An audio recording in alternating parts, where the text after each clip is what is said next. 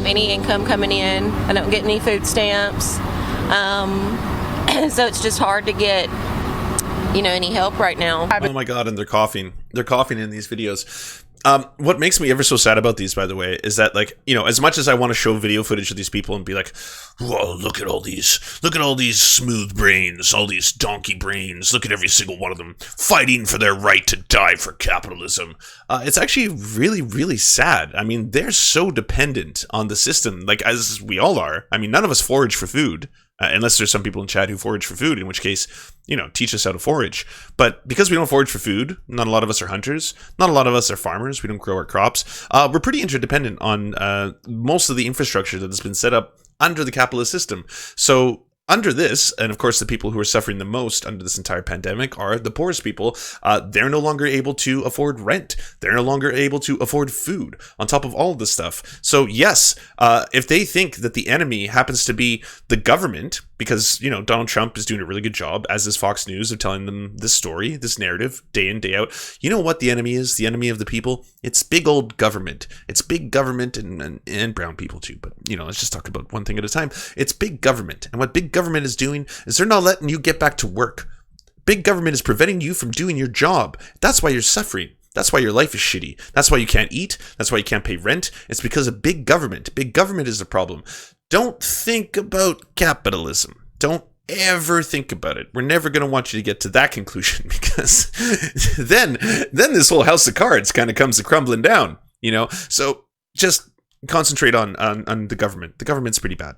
Joining me now is Dr. Phil McGraw, psychologist. Whoa, where did he come from? All right, sorry, we gotta get the timing of this a little bit more correct. Hold on. Of Dr. Phil. Dr. Phil, thanks so much for being on with us. I think this is... one of the great things, I mean, there's very few silver linings, so we got to appreciate the ones we have. How all late night show hosts, every single one of them, they're all just little darling children, aren't they? They're all just such terrible, scuffed, garbage productions now. Every single one of them. It's like, hey, I can still watch my favorite shows. I got The Daily Show. I got Sam B. I got John Oliver. Oh, they're all webcam shows. Well, that's kind of cool. It'll be neat, like a treat, right? I'm going to watch them the same way I watch YouTubers and Twitch streamers. Oh, they're all really shitty, and they all look terrible because they're always wearing 20 piles of makeup, and they've got all these staff and people who do their shows, and they've got editors, and then they've got directors and writers and all this other stuff, and now it looks like it's just Seth Meyers. Oh, well, he's still got writers at least, but just there's no polish, there's no laugh track. He's doing his own lighting, and he doesn't know how to do it. But I mean, come on, this is the best one. This is the best one I've seen so far. He definitely. Oh, honey, I have to go on Fox News tonight, so I guess we should pull out the lighting. What do you got in the back there? Oh, no, I don't want to use a lamp. I'm a professional. I mean, I'm Dr. Phil, the Dr. Phil. You have to understand. I'm gonna need something a little better than that. Oh, what do you got around the corner? Oh, you got blue. Oh, good old blue. Yeah, it's a big high beam you got there. Yeah, shine that directly onto my face. Let them see the prophet come from on high to deliver. Well, Laura, they never Oh my are. God, Dr. Robotnik, that is such a good call. Hold on. People start having enough problems in lockdown that it will actually create more destruction and actually more death across Protect your time cats. than the actual virus. Protect your will dogs. itself. 250 Keep him locked people up. a He's year coming for die him. From poverty. He's going to turn them into robots. And the poverty line is 360,000 a year from swimming pools, but we don't shut. Okay, hold on. Jokes and memes aside, what he just said there is kind of important. 45,000 people a year die from automobile accidents. 400. So you can see, because we can follow his eyes. We see that he's looking down. He's got some things prepared. So he had a narrative that he wanted to tell. He went on Fox News to tell that narrative, and that is to stop thinking about all the death. I mean, it's ugly. It's distracting. No one likes to talk about death. Who likes death? We like life. Life is good. So we want to live, and we want to work, and we want our economy to keep on going, because it's the economy that feeds and sustains us. So we need you to go back to work. And so stop thinking about all this grisly dying stuff and infections and, second waves. I mean, what is a wave anyway? I mean, that's a wave. Stop thinking about all that stuff. Don't think about it. What we need to think about is, let's put this into perspective, okay? How many people died from the flu last year? 60,000 people. Where's their parade? Okay, I don't see a flu parade on the street. No one's locked up for the flu. And, you know, Eggman has a point.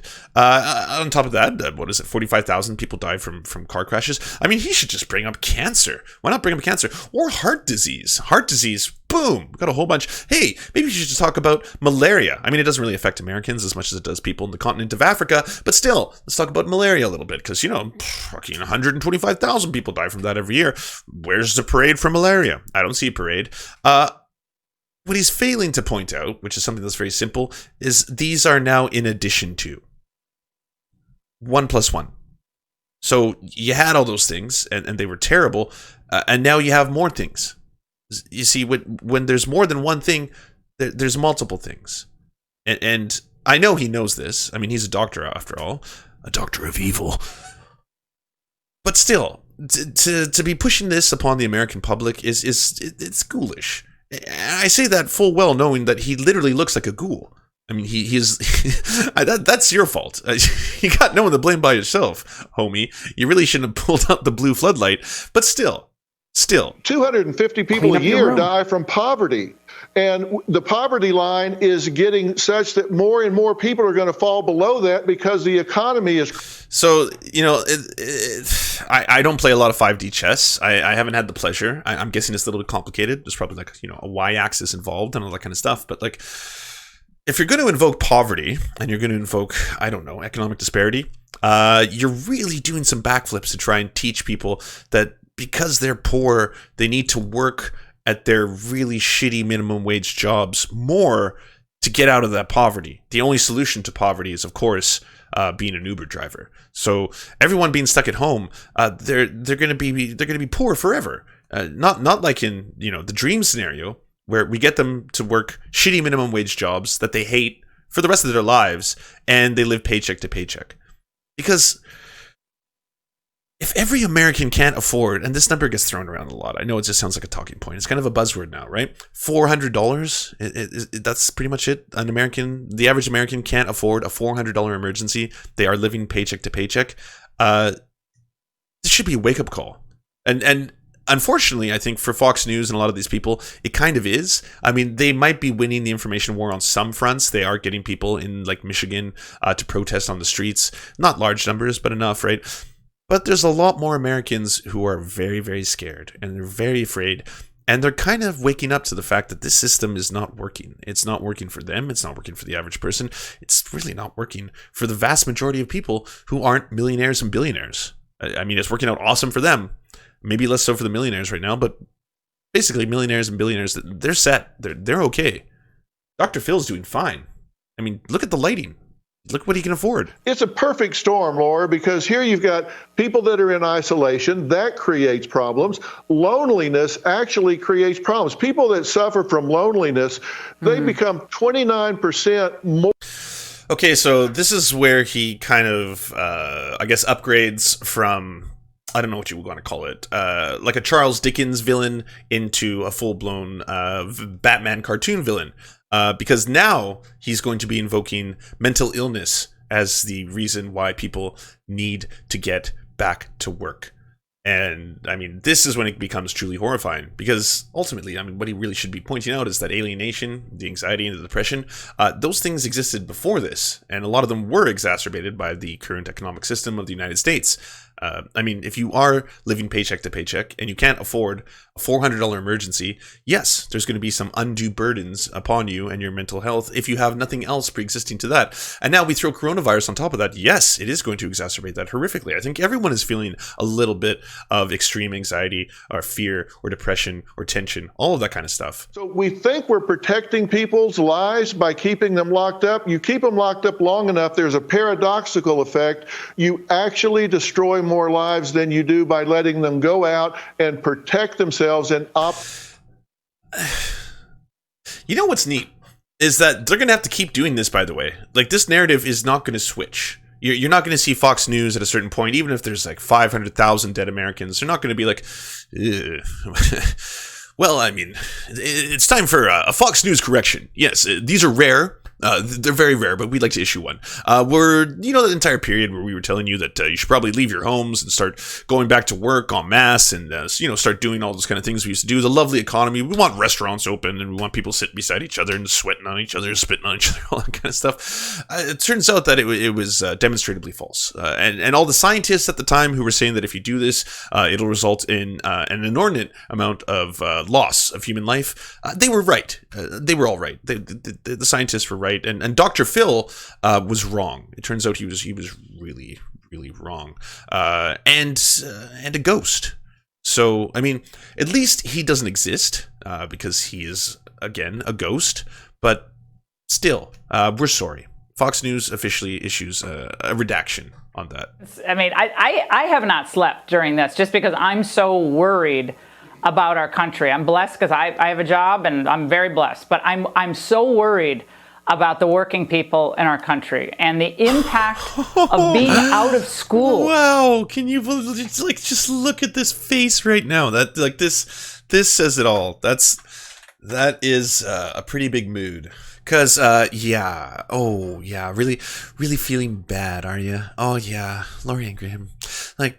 Sometimes I wake up in my enormous villa, my huge mansion, and then I walk out into my, 20-kilometer square patio. That's what I call a patio. And then I wake up to a nice cool glass of freshly squeezed orange juice, maybe a little bubbly to mix it in, because it's hard times, It's very hard being a millionaire. It's tough out there in the streets, People are sad. They can't work, and I want them to work so I can have more bubbly. We've got so many parents where they have 3 or 4 children in 3 or 4 different grades, and they have one device, one laptop or computer at home, if that, and they're trying to run 3 or 4 curricula when they don't have the training to do it once. And so that's a real problem. And they're doing it while they've got... So why don't we keep eroding the public sectors before this, right? That was totally fine. I mean, hey, by the way, guess what? Newsflash, Dr. Phil, this has already been happening. A lot of parents have had to do this for a long time because they can't afford daycare. So yeah, either their kids don't have anyone supervising them at all because they can't afford anyone to look after them, or they have to stay at home, or one of the parents has to stay at home and try to work from home at the same time, because that's how real people live. That's how the rest of the world lives. They're so out of touch. He's in a fucking mansion. He's a ghost. I don't want to get my advice from a ghost, sure, but here it is right now. What the fuck? You need to maintain your routine. You don't want to become a couch potato and a slug. You want to get up every morning, take a shower, fix your hair, put on your makeup, get dressed, groom yourself just like you do whenever the world is open. Because let me tell you, that door is going to open soon. Okay, I was like, he's about to say you should probably exercise because, he was a doctor. And people being sedentary at home, I was like, here's some free points. He's going to switch from all the churning human bodies in the great stock market machine. And now he's going to talk about, hey, by the way, you should probably take about 30 minutes to 45 minutes of your day, every single day, to exercise. Go for a walk if you're able to do so. And if you're not, you can do some exercises at home. There's a bunch of videos on YouTube that are free that can teach you how to do those things because it'll boost your immune system. It's very, very good for you. And everyone should be doing it if they are able. Boom. Free points, Dr. Phil. All right. Good way to round it all up. You should wake up and the first thing you should do is put on your makeup and get ready to leave the house because this is going to be over soon. Does he want people to just flatboard beside the doors, just waiting there earnestly, checking the fucking Fox News every 5 seconds? Is it time? Can I consume now, Daddy? Yes? Am I allowed to consume? Thank you, Daddy. But even a psychologist or a psychiatrist, it doesn't matter. They would both know that the advice that you could give to a bunch of people who are scared and at home that is basically free and something that they should be engaging in anyway is probably just exercise, right? You should eat. You could be like, you should eat right. You should try to have more vegetables. Please stock up on legumes. You shouldn't be just eating junk food and lots of meat, things like that. Very easy, simple advice to give. I'm giving it right now. That's better advice than he's given. I'm not a doctor in any way, shape, or form. Do not take medical advice from me ever. It's that would be a fool's errand. Don't do it. But at the same time, I'll probably let you be a little less looking like Dr. Phil than good old Dr. Phil here. And before you judge somebody, you need to realize you're probably a jerk too. So just back off and give everybody some space. This That's the best thing he said all day. Boom. Oh man, I didn't know he was so self-aware. That's fantastic. And now in super slow motion. Somebody, you need to realize you're probably a jerk too. So just back off and give everybody some space. This will end soon. We probably... Why did you look down at your notes? This will end soon. Now, and of course, domestic abuse hotlines showing uptick, concern about abuse of children, opioids, all the rest. Dr. Phil, we could do... You had mere seconds to go, and then she's invoking things like, oh, there's so many things wrong with the world, the opioid addictions, the overdoses, you know, the domestic abuse, all of that, and that's because people aren't allowed to go to their jobs. It's because they're not allowed to be in the factories. If they were only allowed to make our widgets, if they could get back into the widget factories, then and only then those things will stop. They didn't exist before. No, it's not as if everything's becoming more exacerbated now because of the whole economic collapse, because that's how we've structured our society. That's the way our society is designed. So thanks to that, we have more problems. See, that's the thing. It's more. There's new exacerbations, Dr. Phil. So yeah, 45,000 people died from car accidents. 80,000 people, 60,000 people died from the flu. Sure. And now you have COVID on top of that. And now you have all the uncertainty that comes from a complete economic collapse on top of that. There's more than one thing. Eggman? Hey you. Yes, you. Do you like cozy environments with other wholesome people? Well then come join the Discord. It's got a whole bunch of stuff to help you with creative endeavors, such as stock footage, royalty-free music, and an amazing community of people looking to help each other out and uplift your content. Join the Discord now by going to weareserfs.com. That's weareserfs.com. We would like to thank Miranda Marone. You are our monarch, and we thank you for our indentured servitude. We would like to thank our lords, Ricky Pilgrim, I'm Raft, Michaela Schmid, Tomospin, Farrer Tahone. You are all the pillars of our organization. To our Knights of the Square Table, Paul Parafit, Daniel Kahn, Clement Chutskoff, Alan R., Josh Mickelson, and Dr. Zayas, Dr. Zayas, Cooper Pilot, Andrea Lynn Epperly, Dylan Bythe, Terry, Todd Buckingham, and Todd Lajeunesse. And to our merchants, thank you for taking mercy upon us.